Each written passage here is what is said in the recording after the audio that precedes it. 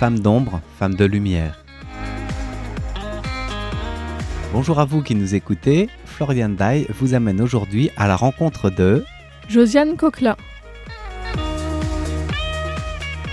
Bonjour et bienvenue dans ce nouvel épisode de Femmes d'ombre, femmes de lumière.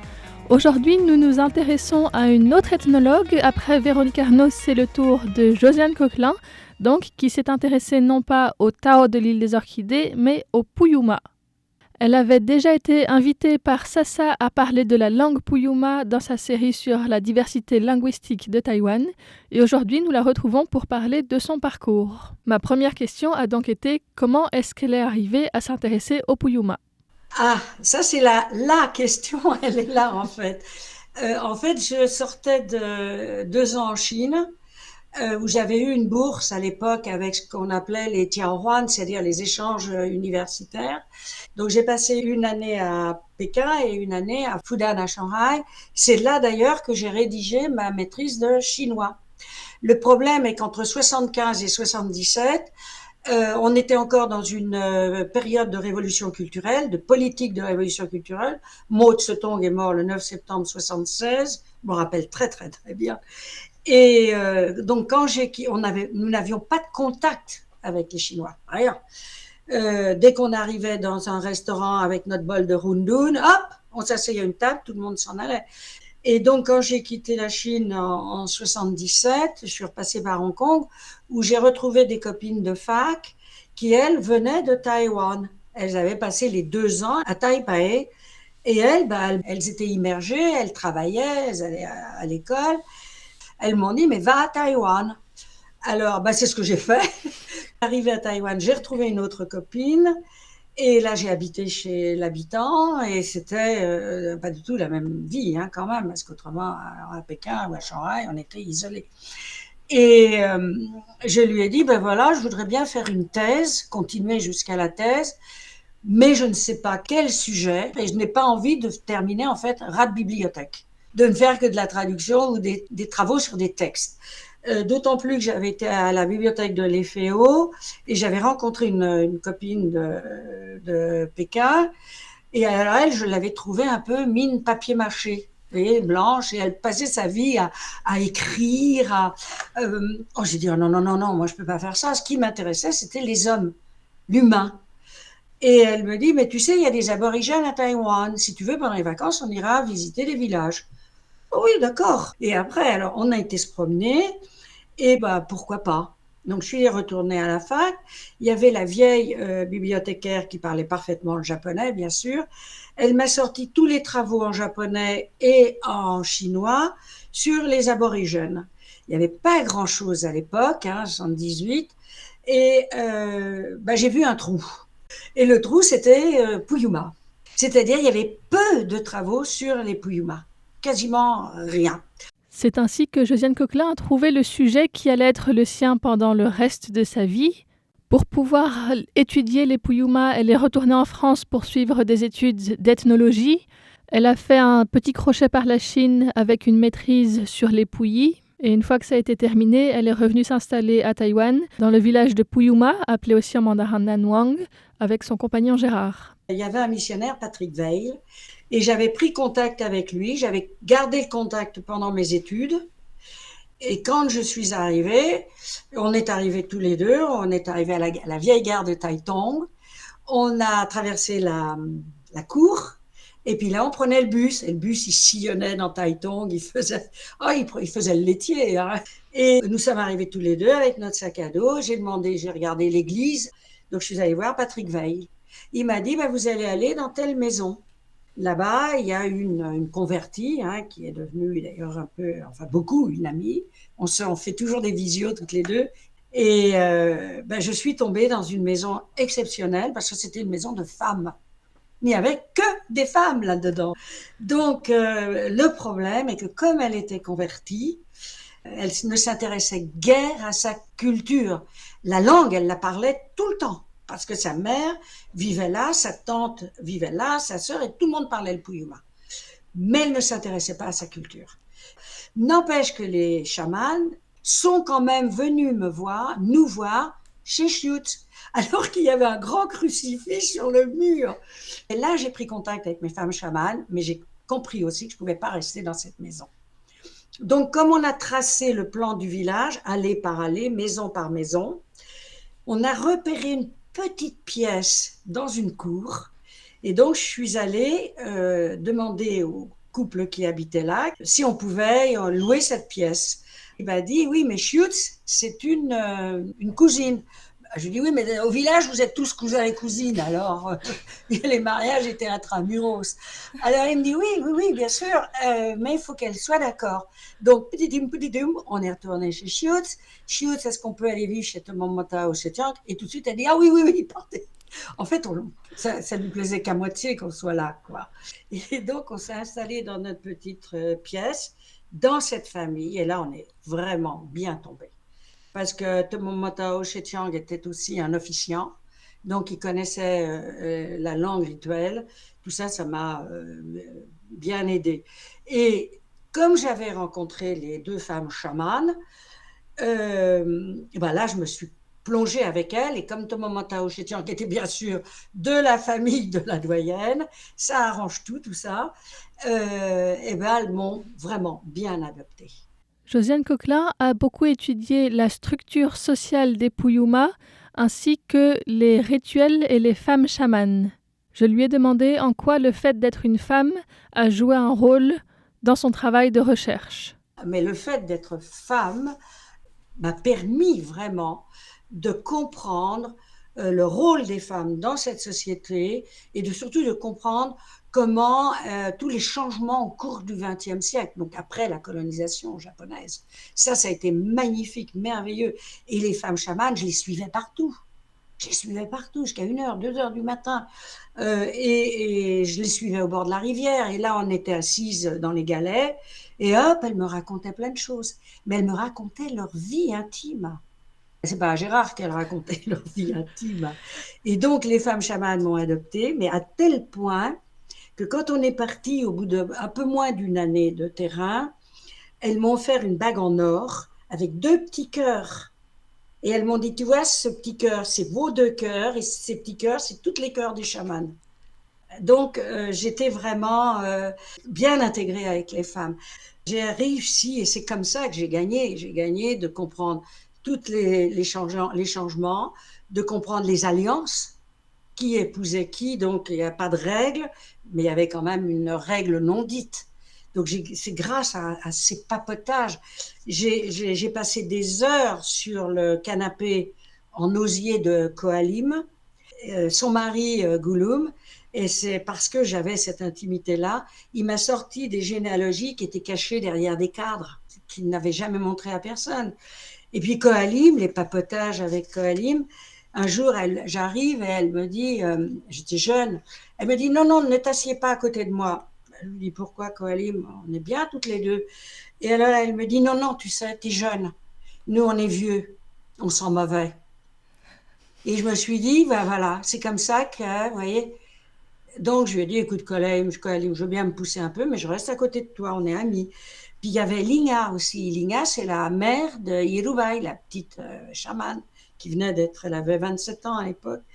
Et alors, elle me racontait des adages. Pas des proverbes, mais un petit peu, et qui me montrait vraiment le changement de statut des hommes. Par exemple, c'est elle qui m'a dit un jour, elle m'a dit, mais tu sais, nous les hommes, hein, on voulait des hommes courageux pour travailler la terre, mais elle dit souvent on récoltait, parce que les hommes ne travaillaient pas la terre, hein, c'était des chasseurs. Tu comprends, quand ils emménageaient chez la belle-mère, parce que c'était ça, hein, le mari vivait dans la maison des hommes et il emménageait chez sa femme, la belle-mère, avec les sœurs, puisque c'était des sociétés matriuxorie-locales. Et elle me disait, quand ils étaient feignants, on leur disait, qu'est-ce que tu es venu faire ici? Qu'est-ce que tu as apporté? Nos boutous. Alors, je vais être correcte parce qu'il y a des gens qui vont écouter. Mais boutous, c'est les parties génitales. Qu'est-ce que tu as amené ici? Ben, tes parties génitales. Mais c'est pas tout à fait boutous, c'est beaucoup plus cru que ça. Donc c'est comme ça que j'apprenais les choses. Vous voyez, c'est pas écrit, il n'y avait pas de texte. J'ai appris tout ça grâce à ces femmes-là, hein.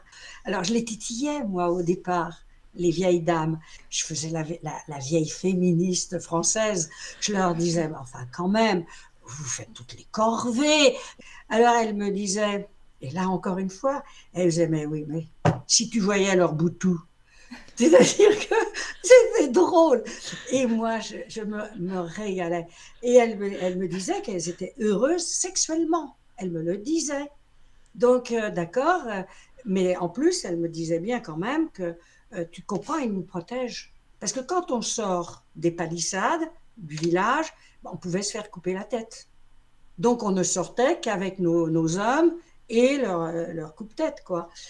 Et les hommes, en fait, eux, ils ne faisaient rien jusqu'au début du XXe. Ils chassaient, ils avaient le rituel de chasse aux têtes, hein, quand même. Le dernier retour de chasse aux têtes, c'est Gouloum qui m'en a parlé, c'est dans les années 20. Mais, attention, ils habitaient la maison des hommes. Ils m'ont dit, mais tu vois, il fallait frapper à la porte de nos femmes, et si elles ne voulaient pas qu'on entre, on retournait à la maison des hommes. Et ils me disaient, mais quand on était dans la maison des femmes, on était idadouas, c'est-à-dire sous la plante des pieds. Donc, ils n'avaient aucun pouvoir. À l'intérieur, c'est les femmes qui géraient. Les Puyuma étaient donc une société avec des rôles genrés très définis, très marqués, très différents de ce à quoi on est habitué. Et donc, elle explique comment les femmes lui ont expliqué beaucoup de choses. Les hommes également l'ont accepté et lui ont laissé voir des choses qui, normalement, sont traditionnellement interdites aux femmes. Il ne faut quand même pas oublier que les hommes ont accepté que j'aille dans la montagne avec eux. Pour Mangayao, le grand cycle cérémoniel, ils faisaient une borne en végétaux. Et là, ça voulait dire, mesdames, vous ne passerez pas, hein. Alors moi, j'ai dit, mais moi, je vais y aller. Ah oui, mais toi, tu es une femme. Je dis, mais comment vous le savez? Ah, ils m'ont dit, tu as les cheveux longs. J'avais les cheveux au carré à l'époque. Ah ben, je me les coupe, les cheveux, c'est pas grave. Moi, je peux bien me raser si vous voulez, hein. Alors, ils m'ont dit, mais... Ah oui, mais tu as une poitrine. Ah, j'ai dit, ah, c'est un petit peu plus difficile, hein. Je peux pas tout faire. Puis finalement, ils m'ont accepté avec eux, hein. Le fait d'être étrangère a probablement aussi joué dans le fait qu'elle soit acceptée, mais surtout, elle était vraiment très intégrée chez les Puyuma, et le fait de savoir la langue Puyuma a été un atout majeur pour elle, pour pouvoir vraiment découvrir le cœur de la société Puyuma et y être acceptée comme une des leurs. Alors, dans la montagne, j'ai jamais voulu transgresser, parce qu'à partir du moment où leur terrain est sacralisé par les officiants, je n'avais plus le droit d'aller très près des hommes, sauf le dernier matin. Le dernier matin, c'est le matin où le parrain, qui a été choisi par les parents, va mettre une petite jupe bleue autour de la taille de son filleul. Et c'est ce moment-là où il va rentrer dans la maison des hommes. Ah ouais, mais ça, je ne pouvais pas rester loin quand même. Je voulais vraiment filmer cette cérémonie de mettre cette petite jupette, le bouptan. Alors là, tuc, j'ai franchi la ligne et puis je suis allée filmer. On ne m'a rien dit.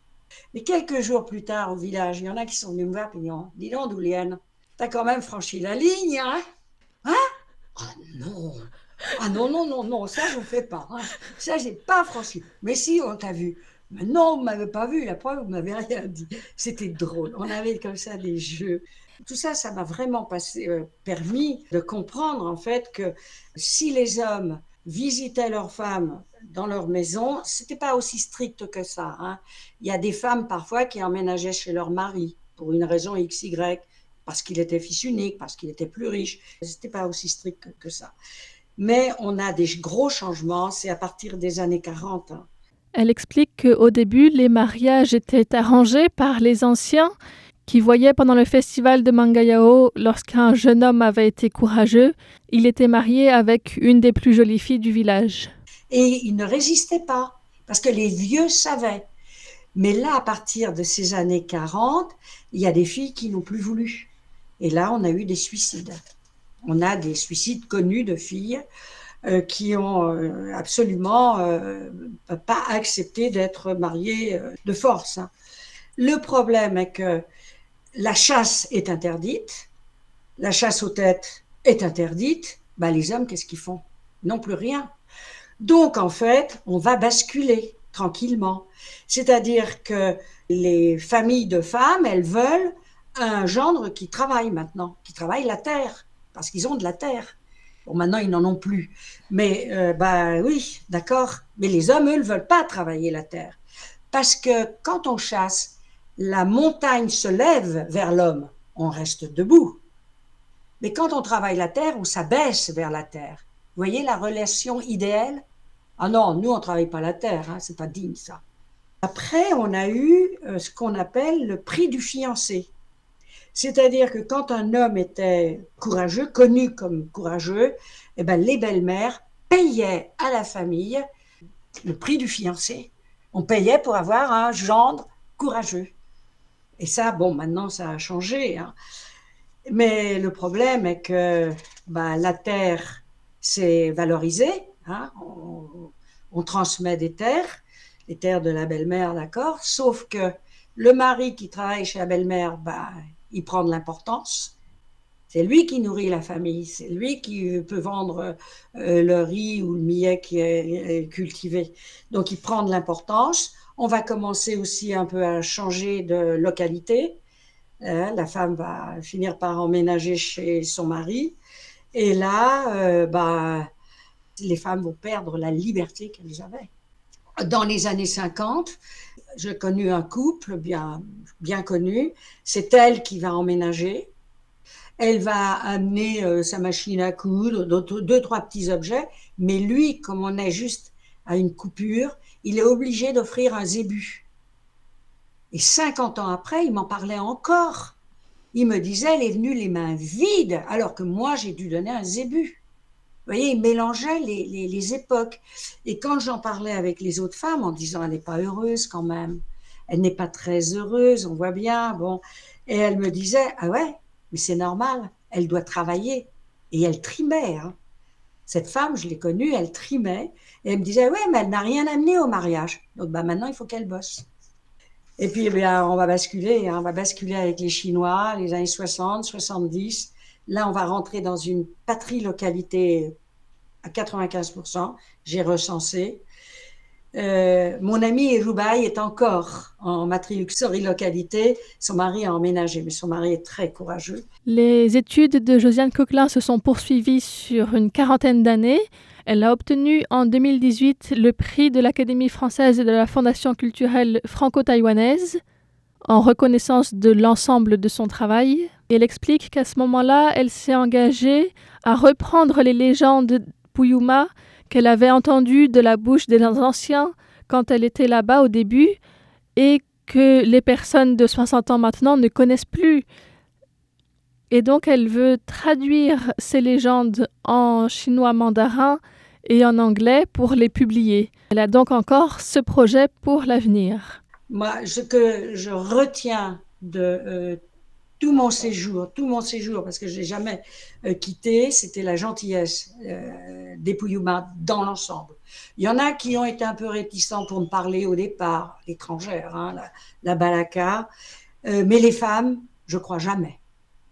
Les femmes ne m'ont jamais, avec les femmes chamanes, au bord de la rivière, qu'est-ce qu'on a papoté? L'entretien avec Josiane Coquelin était plus long. Malheureusement, tout n'a pas pu être dit aujourd'hui. Nous reparlerons des Puyuma et des femmes chamanes la semaine prochaine, avec Sassa également. À bientôt!